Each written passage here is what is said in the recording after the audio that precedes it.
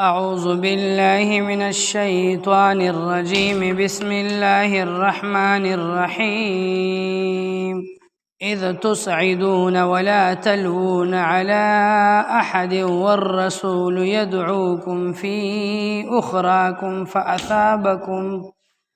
فأثابكم غما بغم لكي لا تحزنوا على ما فاتكم ولا ما أصابكم والله خبير بما تعملون صدق الله العظيم. سورة آل عمران سپارہ نمبر سلورما د سپاری رکو نمبر 7 او د سورت رکو نمبر 16 آیت نمبر 153 تا 155 په غزوه احد کې چې مسلمانانو ته عارضی شکست اوشو سیبا او کافرانو ته عارضی فتح حاصل شولا د منافقانو منافقت پکې راخکاره شو د هغوی د مسلمانانو سره خباست هم ښکاره شو. دغه دوران کې مسلمانان بالکل تتر بتر خواره واره شو او هر یو چاته چې کم طرف ته د پناه لار ملاویدا نو هغه طرف ته منډه وخله.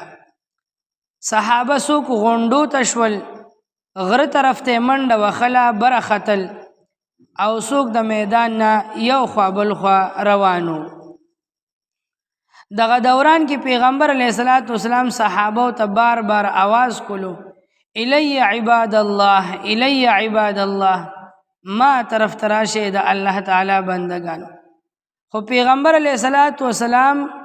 وجود مبارک نوی نه ډیره زیاته تلی وه نو کمزوري وه اواز یې غلی غلی و. نو صحابه یو خو ډیر زیات بې حوصلې شوي وو چې د پیغمبر علیه الصلاۃ والسلام د شهادت اوازه خوره شوې وه او بل د حضور پاک اواز ډیر په قلار و نو صحابه د پیغمبر علیه الصلاۃ والسلام اواز نه اوریدو او بل خوا د تورو د نیزو د غشو د جنگ یو غوغا او شور هم. نو پیغمبر علیه الصلاۃ والسلام بعضو صحابه ته وی حضرت عباس رضی الله تعالی عنہ حضرت کعب ابن مالک رضی الله تعالی عنہ او نظر ابن انس رضی الله تعالی عنہ دا صحابه چې دوی اوازونه اوچتو. نو کعب ابن مالک رضی الله تعالی عنہ صحابه پس ورمنډ کړل او आवाज یې وکړو چې د الله محبوب پیغمبر ژوند دی او شهید شوی نه دی، تاسو را واپس شئ میدان تراشه یو زی تراغون شئ او د کافرو خلاف واپس ادریږئ په کافرو باندې حمله وکړئ. په دې آیت کې الله جل شانه دغه منظر ذکر کړی دی. نو صحابو ته عارضی شکست ملو شو دا د صحابو دپاره یو غم و پریشانی وه او صحابه او یا لوی لوی صحابه شهیدان شول. دا د یو غم د پاسه بل غم یو پریشانی د پاسه بل پریشانی راغله او دا غم خلاصه کې دا پریشانی خلاصه کې چې د پیغمبر علیه الصلاۃ والسلام د شهادت اوازه خوره شوله نو دا غم بیا د ټولو نه زیات لوی غم د صحابو دپاره هغه شاته غمونه ته ایر شول. سیبا د احد په میدان کې چې عارضی شکست راغی نو صحابه څه زخمیان څه شهیدان څه په وینو کې لت پت د چا اعضا د وجود د چا اندامونه نیمګړي او د چا روغ یو ډیر هیبتناک او خوفناک او د یری منظر اوسیبه. نو دغه خو یو غم په صحابه باندې او دغه صحابه لا دغه غم برداشت کړي نو چې د پاسه پکې دا اوازم خوره شو چې پیغمبر علیه الصلاۃ والسلام شهید شو. نو الله جل شانه وی چې تاسو غلطي وکړه د غونډې نه راکوشوې نو یو غم خو در باندې دا راغی چې فتح په شکست بدله شوه خوشحالي په غم بدله شوه. سیبه یو غم در باندې دا راغی چې اویا لوی لوی صحابه در نه شهیدان شو او دغه غم د پاسه بل غم درته الله تعالی را پیښ کړلو یعنی دا اوازه در کې خوره شو چې پیغمبر علیه الصلاۃ والسلام شهید شو. اذ تصعدون یاد کې هغه وخت چې تاسو منډې وخلی غونډو طرف ته بره ختلې غره ته ختلې ولا تلوون على احد او تاسو نه را واپس کیدئ په هیڅ یو کس باندې هم که چا درته ویم چې واپس راشه نو نه را واپس کیدئ. والرسول يدعوكم في اخراكم او پیغمبر را بللی تاسو د شا طرف نه،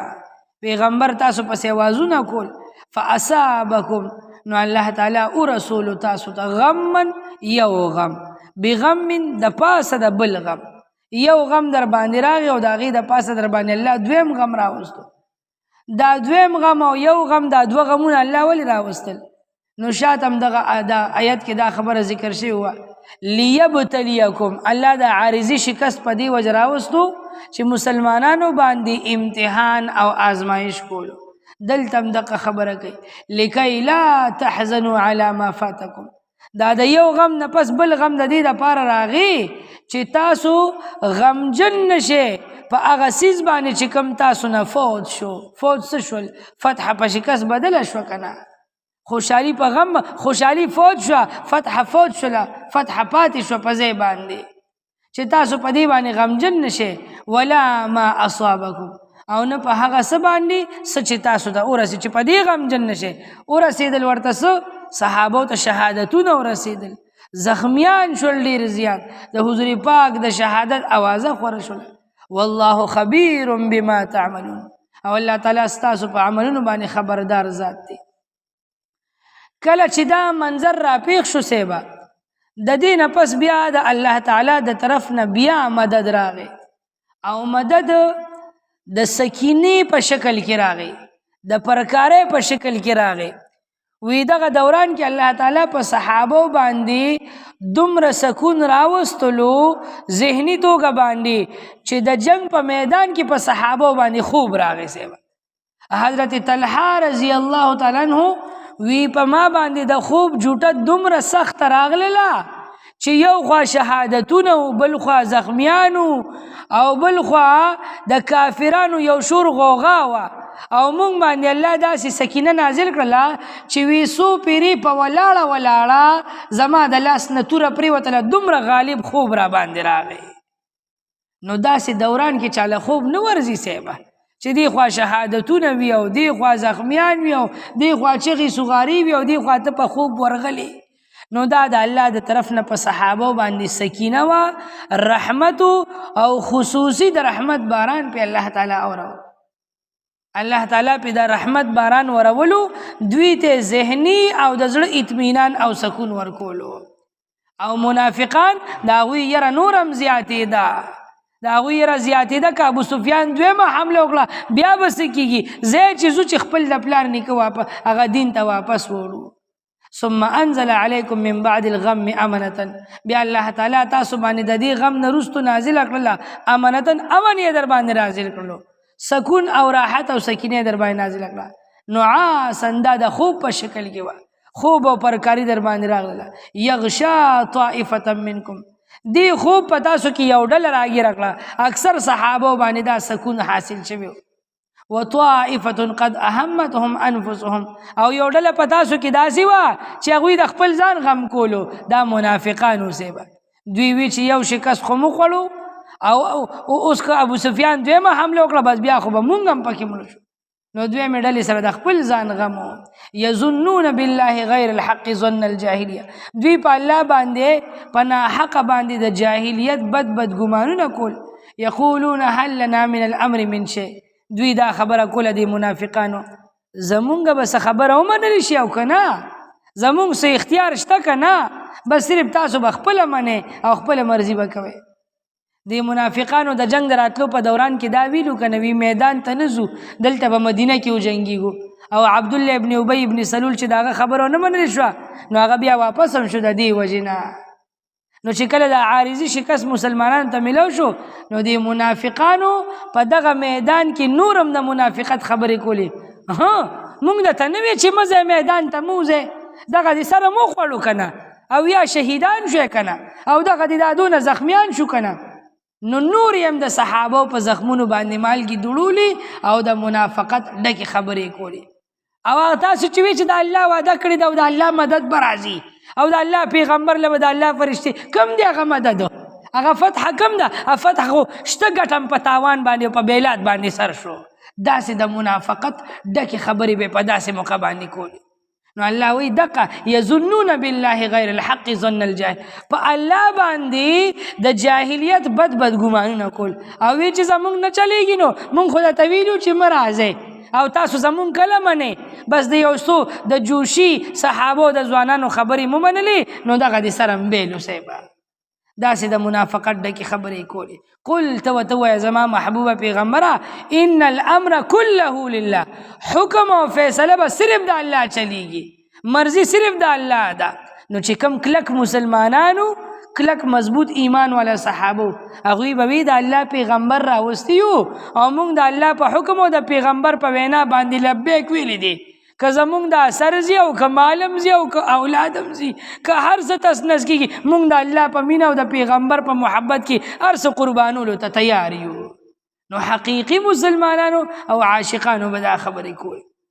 الله وی یخفون فی انفسهم ما لا یبدون لک، دا منافقان په زړونو کې هغه خبرې پټوي چې تاسو ته ښکاره کوي نه، په ظاهره درته یو څه وي په زړه کې هغه کفر پټ کړی دی.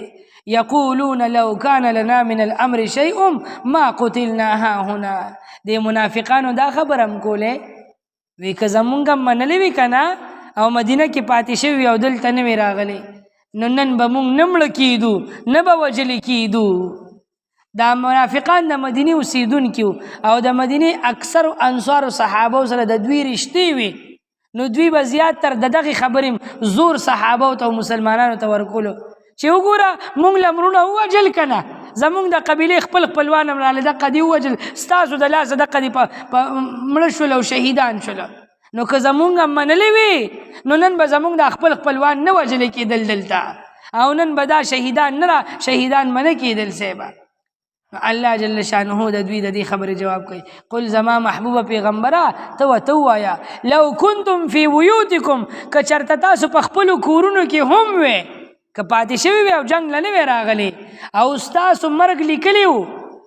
په دې احد په میدان کې ستاسو مرګ لیکلی شوي و لبرز الذین کتب علیهم القتل الی مضاجعهم، نو په چا چې مرګ لیکلی شوي دي هغوی به خامخا د خپلو کورونو نه راوتي د احد میدان ته به راتلي او دقه ځای کې به مړه کېدي. مرګ خو په نیټه دی که نه او مرګ لیکلی شوي دی که نه، نو که تاسو جنګ له نه م راتلی او ستاسو مرګ د احد په میدان کې لیکلی شوي و ستاسو دپاره به بل څه بانه جوړه شوې وه او د هغې بانې د وجې نه به تاسو دقه میدان ته راتلی او دقه هلته به مړه کېدی، بیا تاسو په کور کې د مرګ نه بچ کېدی نه شوې.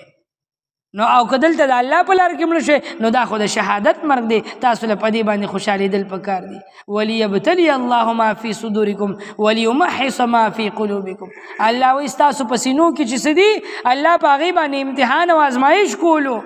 او ستاسو په زړونو کې چې څه و که څه خیرې میرې او څه وسوسې راغلې وي الله هغه وسوسې ستاسو د زړونو نه صفا کولې. والله علیم بذات الصدور، الله تعالی د زړونو په رازونو باندې خبردار ذات دی. په دې ورپسې آیات کې الله صحابو ته تسلی ورکوي ان الذین تولوا منکم یوم التقى الجمعان، هغه خلک چې تاسو نه واپس شولو د دوو ډلو د مخامخ کېدو په دوران کې نو دا څوک انما استزلهم الشیطان ببعض ما کسبوا، دا هغه خلکو چې شیطان دوی خویولی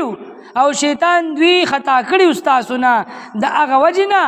په سبب د هغه څه چې دوی کسب کړي، خو فوراً ورته بیا د خپل غلطۍ احساس شو او الله ته توبه استغفار شول. ولقد عفا الله عنهم، نو الله دوی ته معافي کړې ده، یعنی که دا د غونډۍ نه راکوز شول اجتهادي غلطي ترې نه وشوله او د هغوی د هغې اجتهادي غلطۍ د وجې نه شکست راپېښ شو نو دا د هغوی شیطان تیر باسل خویولی دي الله تعالی ورته معافي کړي. ان الله غفور حلیم، الله بخونکي ذات هم دی، حلیم بردبار ذات دی، فوراً بنده ته سزا نه ورکوي.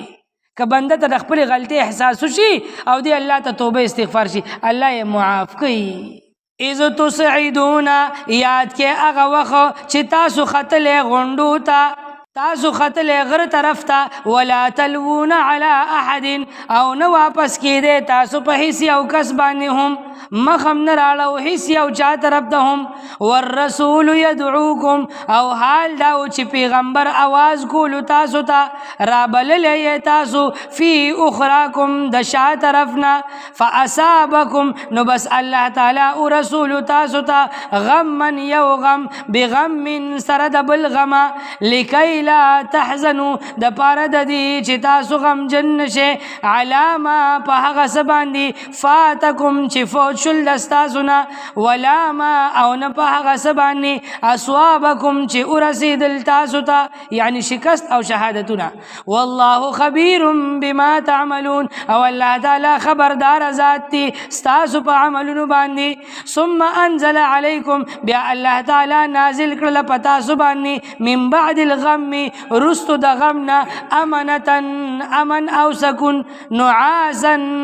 په صورت د خوب کې په صورت د پرکارې کې یغشا طائفتن چې دغه خوب راګیر کړل یو ډله منکم دستاسونه وطائفتن او بل ډله هغه وا قد اهمتهم انفسهم چې اغوی غم او فکر کولو د خپل ځانونو یظنون دوی ګمانونه کول بالله په الله تعالی باندې غیر الحق پنا حق باندې ظن الجاهلیت ګمانونه د جاهلیت یقولون ويلذي هل لنا من الامر من شيء آیا شته زمونږ د پاره څه امر څه اختیار ذره برابر هم قلت وتویا ان الامر بشک حکم بشک فیصله بشک اختیار كله لله طول پټولا الله لردی یخفونا دوی پټول فی انفسهم پخپل زړونو کې ما هغه لا یبدون لك چې نیخ کارا کول تا تا یقولون وای دوی لو کان لنا کچرتوی زمونږ د پاره من الامر شیء اختیار د سیز ما قتلنا ها هنا نو بمونږ وجل شوی دلتا قلت وتوایا ای زما محبوب پیغمبر لو کنتم فی بیوتکم کچرتا موجود وی تاسو پخپلو کورونو کی لبرز الذین نخام خابر بهر شوی وی اغا خلق کتب علیهم القتل پچا باندې چلی کلی شوی وجل کیدل پچا باندې چلی کلی شوی مرګ او قتل الی مزواجعهم نخام خابر بهر شوی دغه خلق الی مزواجعهم اغا زید خپل اړخ لګولو تا الى مزاجعهم په طرف د خپل اړخ د لګولو وليبتلي الله او د پاره د دې چې الله تعالی آزمایشو کې امتحانو کې ما په هغه سبانی فی صدورکم چې تاسو په سینو کې دي وليمحص او د پاره د دې چې الله تعالی صفا کې ما هغه فی قلوبکم چې تاسو په زړونو کې دي والله علیم بذات الصدور او الله تعالی خبردار ذات دی د زړونو پر ازونو باندې ان الذين بشك اغ خلق تولوا منكم چې واپس شویو دستاسونه یا چې واپس شول دستاسونه یوم التقى الجمعان په هغه ورځ باندې په کوم ورځ چې دوه ډلې یو ځای شوي وي انما استزلهم الشیطان بشک خویولي